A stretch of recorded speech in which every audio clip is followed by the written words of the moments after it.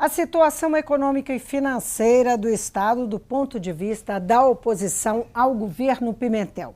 Os projetos na pauta da Assembleia que são de interesse do governo e ainda os rumos do PSDB em Minas e no Brasil. Eu converso com o deputado tucano Bonifácio Mourão, que integrou a Comissão Extraordinária do Acerto de Contas entre Minas e União. A comissão já aprovou o relatório final. Bem-vindo, deputado. Obrigado. Deputado, esse relatório foi aprovado por unanimidade. Que eficácia ele vai ter? Olha, eficácia não tem muita, não. Por que não tem? O próprio governador Pimentel mandou agora para a Assembleia o projeto de lei número 4.705 e pede autorização à Assembleia para que o governo de Minas assine aditivos contratuais com o governo federal. Esses aditivos contratuais visam um parcelamento maior da dívida de Minas com a União. Aquele parcelamento de 20 anos, é isso? Ele quer 240 prestações, que dá exatamente 20 anos. O contrato da dívida de Minas com a União vence em 2028. Nós, votando esse aditivo, o governador vai procurar assinar este aditivo, prorrogando e vai vencer lá para 2036 para aí afora. Isso vai fazer com que Minas pague uma prestação menor ao governo federal. Minas atualmente paga uma média de 400 milhões mensais de juros. Só de juros? Só de juros. Um pouco de amortização, mas é praticamente só de juros. Então, aumentando esse prazo, vai pagar uma prestação bem menor. E a Comissão de Acerto de Contas, ela faz uma proposta aderindo à emenda do deputado federal chamado José Priante, que está na comissão lá do Congresso Nacional, aprovou essa emenda. E é aquele projeto que trata do ressarcimento, de como vai ser esse ressarcimento daqui para frente, não é isso? Mas veja você. O ressarcimento da Lei Candir, que a gente está se referindo. Veja você, ao mesmo tempo em que o governador Pimentel manda para a Assembleia um pedido de autorização para prorrogar os prazos, diminuir as parcelas mensais de Minas, na mesma hora a Comissão de Acerto de Contas está procurando fazer contatos com o Congresso Nacional para votar aquilo que o Supremo Tribunal Federal recomendou, que é acerto de contas dos estados com a União. Tem que escolher uma coisa ou outra. É excludente? Não são frentes diferentes que podem ser trabalhadas, não? Não, são excludentes. Por quê? Se a Assembleia autorizar o governador a fazer um contrato adicional, a Assembleia está dando direitos ao governador de prorrogar, de pagar parcelas menores, e o governador vai fazer contato com a Presidência da República nesse sentido. Se conseguir êxito nestas tentativas, por exemplo, Minas paga 400 milhões, como nós estamos falando aqui. Vai pagar cerca de 250 milhões ou 200. Vai economizar uma média de 150 milhões mensais. E isso é que o governo está procurando. A Comissão de Acerto de Contas, ela é um pouco diferente, porque fala que Minas tem 135 bilhões de crédito e tem 80 bilhões de dívida. Quer dizer, teria um crédito de 45 bilhões. Sim. Mas isso não acerta tão cedo. Por que não acerta tão cedo? O Congresso Nacional não vai votar no prazo que o Supremo Tribunal Federal estabeleceu. O prazo venceu dia 1º de dezembro, não votou. Mas então, a estratégia não é exatamente isso, é trabalhar com várias frentes para ver se alguma dá certo? Não seria por aí? Quer dizer, a grosso modo, esse o caminho que o governo está tomando? Mas veja você, esta do acerto de contas é dificílimo dar certo. Por que que é? O Congresso já não votou. Aí vai cair para o Tribunal de Contas da União fazer os cálculos para saber aí, como é que ficaria? O Tribunal de Contas da União teria que fazer os cálculos para saber qual é o crédito de cada estado brasileiro. O governo federal não vai acertar só com Minas Gerais. Todos os estados brasileiros têm crédito com a União e têm débito. Então o governo federal tem que fazer um acerto geral. Se a pessoa tem tempo para demorar isso, vamos que o governo federal vai dizer, bom, vamos acertar então, Minas tem 45 bilhões de crédito? Tem. Vamos que o governo aceite. 45 bilhões. O governo federal vai pagar esse dinheiro de uma vez? Não vai. Se pagar 1 bilhão por ano, vai levar 48 anos.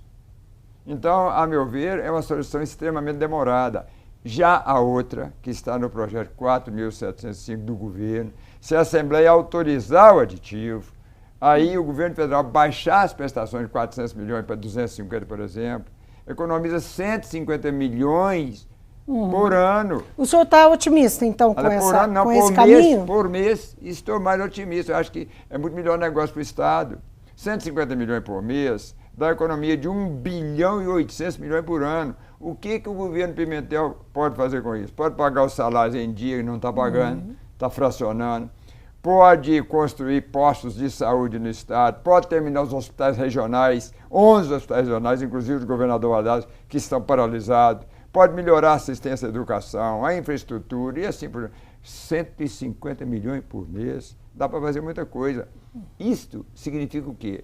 Diminuir o comprometimento das prestações, que está em 13%, baixar para 9%, por exemplo, aí baixa a prestação. Quer dizer, aquilo que está gastando com juros vai reduzir bastante e isso vai sobrar dinheiro no caixa. Aumenta as parcelas, não é? Paga em 20 anos e diminui. Então, isso é uma solução muito mais rápida. A outra do acerto de contas, que ia falar que Minas tem 45 bilhões de crédito, também está devendo 88 bilhões, não é isso? Ela vai demorar pelo menos 50 anos para acabar nos meus cálculos. Então. Agora, como é que a oposição hoje enxerga a situação? O senhor estava aí falando, né? O governo está parcelando salário, vai parcelar 13º, já anunciou isso, né?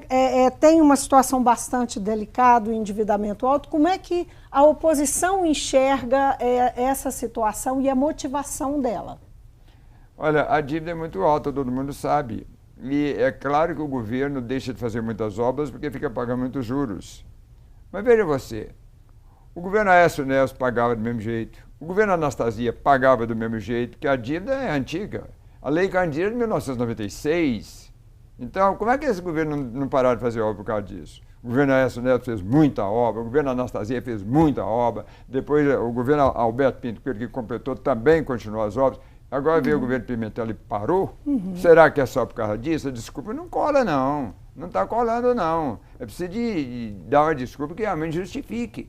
Porque a Lei Candir prejudica os estados exportadores, particularmente Minas Gerais, por causa do minério, principalmente. Eu sei que prejudica o Pará, que são os maiores exportadores de minério. Mas o governo não fazia obra praticamente nenhuma só por causa disso. Agora, o governo, inclusive o secretário de governo, Odair Cunha, ele deu uma declaração assim, que ele diz o seguinte, que além do problema de arrecadação do Estado, né, que tem a ver inclusive com exportação, com queda do preço de minério, com enfim, a crise que o país passa e que é também oriunda da crise internacional, o governo se defende dizendo que os governos tucanos deixaram uma bomba relógio instalada. E aí ele cita 7 bi de rombo, uma folha de pagamento triplicada em 12 anos, sem pagar o piso nacional aos professores e sem um aumento real de valorização para profissionais de segurança pública.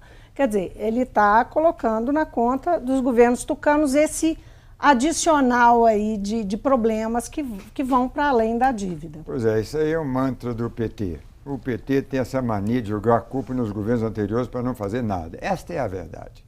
Eu fui prefeito e governador Valadares, fui sucedido por uma prefeita do PT que falava a mesma coisa. E passa o tempo e não faz obra e joga nos governos anteriores. Eu vou te dar exemplo. Quando terminou o governo Alberto Pinto Coelho, que sucedeu ao governo Anastasia, ele ficou quase um ano no governo, não houve atraso de pagamento, isso foi em 2014. Durante todo o ano de 2015, o governo Pimentel não atrasou com o servidor público, não. Por que não atrasou? Porque encontrou o Estado em dia. O governo Alberto Pinto Coelho deixou cerca de 3 bilhões em caixa. Então o governo Pimentel, quando se tornou sucedor de si mesmo, isto é, em 2016, ele fez a sucessão em 2015, aí é que ele começou a atrasar.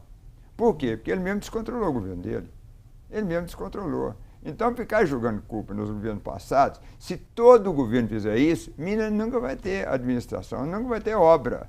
É preciso, nós nos lembramos, quando Aécio Neves assumiu o governo em 2013, ele veio com choque de gestão, Estado para resultado, trabalho feito entre a Aécio e a Anastasia, e apesar de ter, na época, um déficit fiscal de 2 bilhões e 400 milhões, com pouco tempo acertou as finanças e começou a fazer obra. Isso é que nós precisávamos. Agora era um período de bonança, né? do país. Não era o país bem, não. estava em franco crescimento a partir de 2003, né? Ele foi houve a reação, mas em 2009... movimento de crescimento. Mas em 2009 veio aquela crise muito grande também, a partir de 2009. Verdade. E continuaram as obras. Mas ela foi pontual também, né? No ano seguinte teve um crescimento de 7,5%.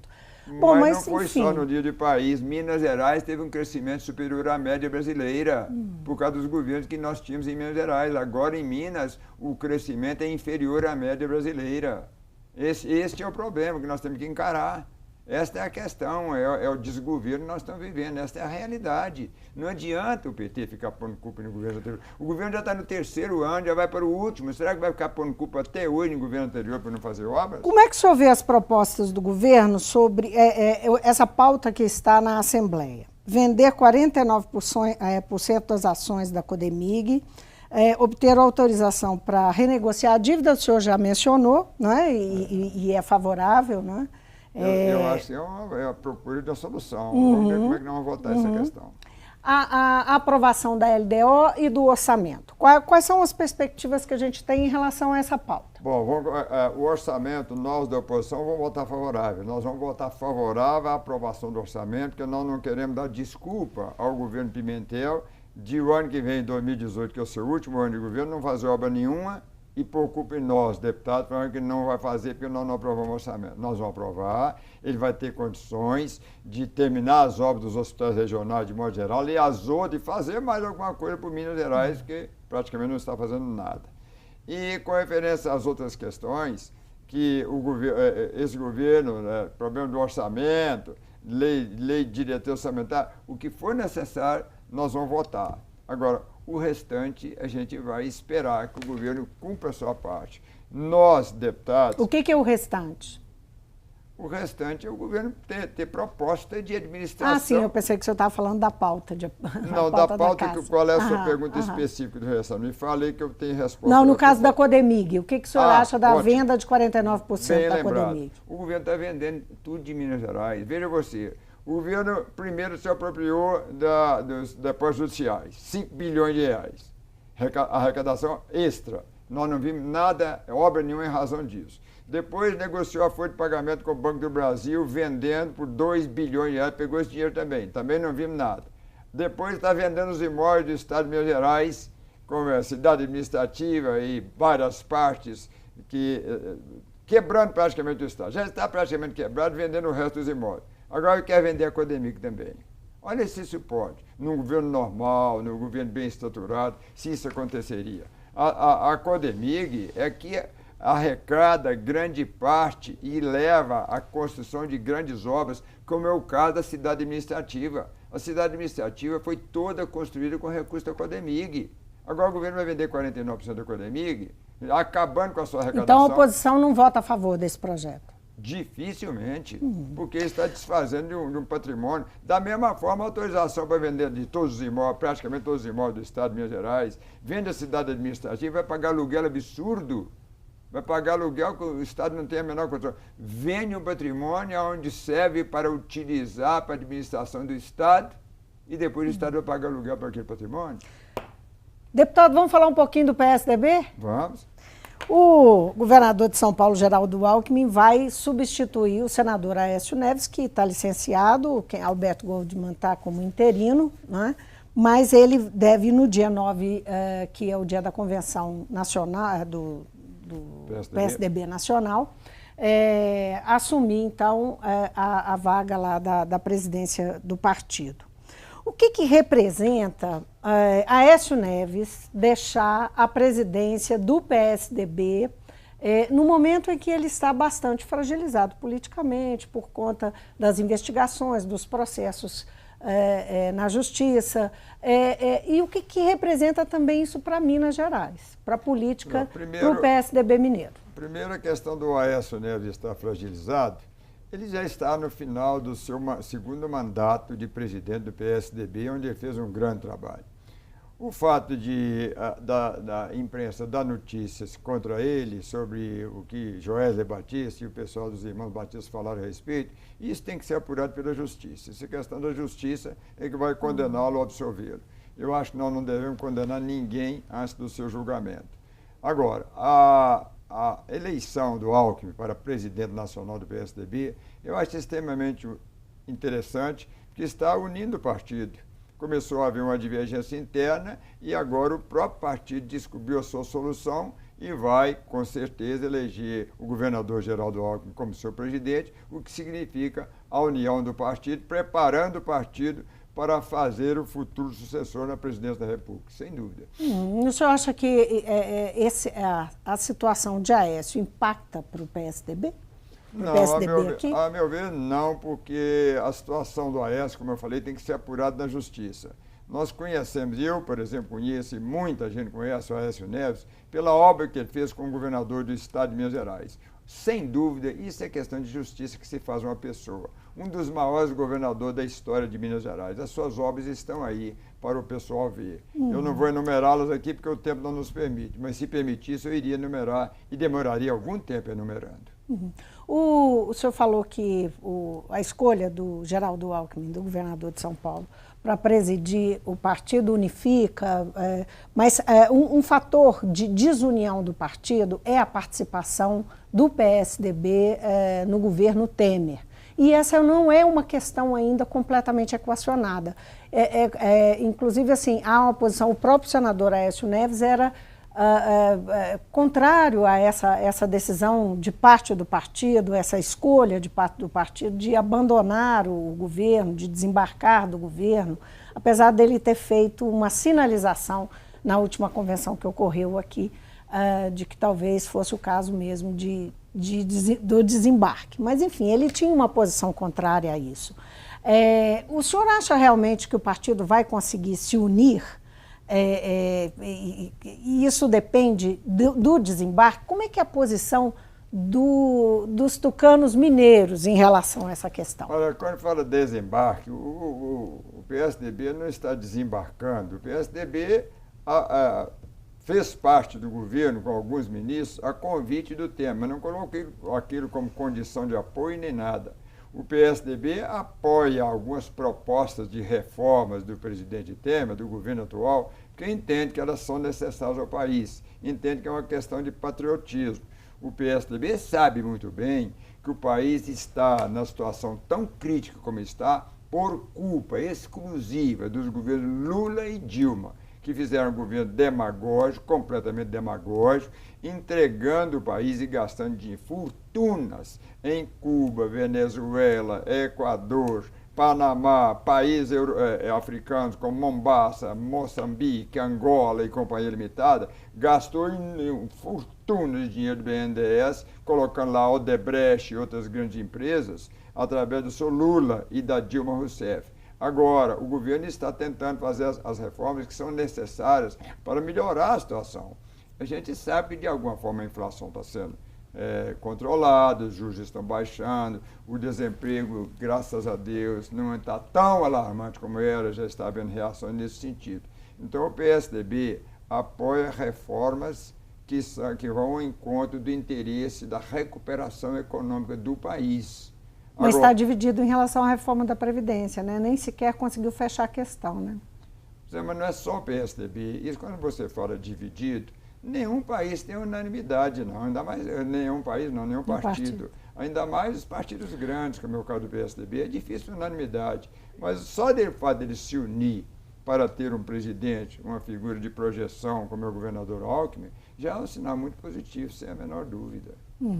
O PSDB foi defensor de primeira hora da reforma da Previdência naquele formato um pouco mais amplo. Agora está apoiando esse formato um pouco menor, essa versão, digamos, simplificada na tentativa de fazer ela passar no Congresso. Não tem aí uma contradição? O PSDB que tem um compromisso com, enfim, é uma bandeira, né? Aprovar a reforma da Previdência significa ajuste fiscal, significa enfim, melhorar as contas do Estado e tal, numa linha neoliberal de pensamento. Olha, mas você mesma disse que o PSDB se dividiu por causa da reforma da Previdência. Agora você estaria dizendo que o PSDB estaria favorável à reforma da Previdência. Não é o PSDB, foi uma parte do PSDB. Segundo, a reforma da Previdência tem lados positivos também. Eu não estou me colocando aqui como uma pessoa totalmente favorável à reforma da Previdência, mas, por exemplo, a aposentadoria no setor público, ela não pode ser tão superior à aposentadoria no setor privado. E isso está acontecendo. E a reforma da Previdência vai procurar corrigir isso. Então, é preciso refletir sobre esse lado de reforma. É preciso ter mais justiça. Por que a pessoa trabalha na atividade privada, tem que ter, aposenta dessa forma, com os vencimentos muito menores do que a média da aposentadoria no setor público? Está errado isso. Precisa corrigir. Precisa de algumas coisas, precisa corrigir. Então, precisa sentar, refletir e corrigir a situação. Mas na verdade, desde 2013, isso já está corrigido, né? Na verdade, é mexer para trás com a aposentadoria do servidor, porque desde 2013 que as pessoas, que os servidores públicos entram já submetidos ao teto. Então, assim, a informação que é passada, ela fica parecendo que é só uma questão de privilégios, tratando exclusivamente de privilégios.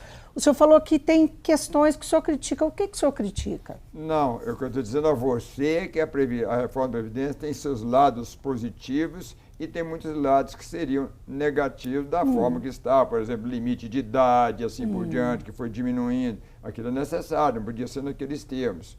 Agora, é preciso de entender também que o país não...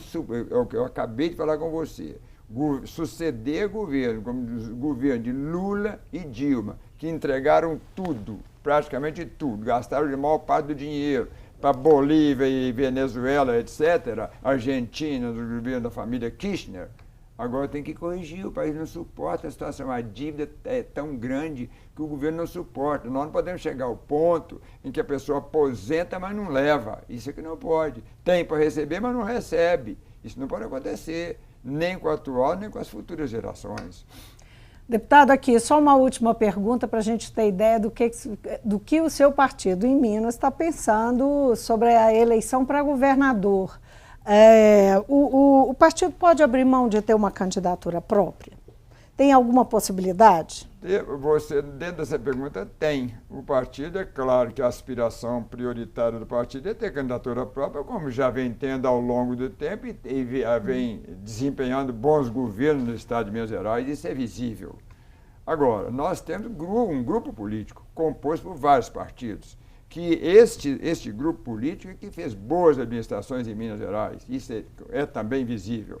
Agora, nós temos, dentro do PSDB, bons nomes, a exemplo do ex-governador Antônio Anastasia, que é praticamente uma unanimidade. Mas ele, Anastasia, não está querendo.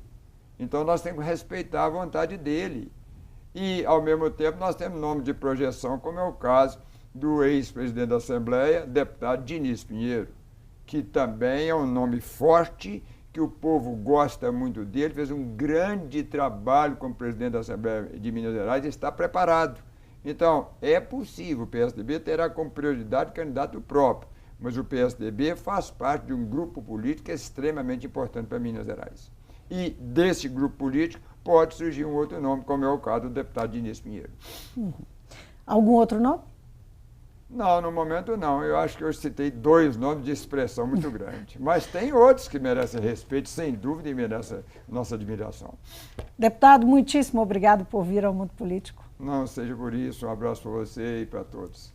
Eu conversei com o deputado Bonifácio Mourão, ele é do PSDB e integrou a Comissão Extraordinária do Acerto de Contas entre Minas e União. Nós falamos aqui sobre a situação financeira e econômica do Estado. Essa comissão tirou um relatório que trata dessa discussão em torno da Lei Candir e do ressarcimento a que o Estado e outros estados da Federação têm direito.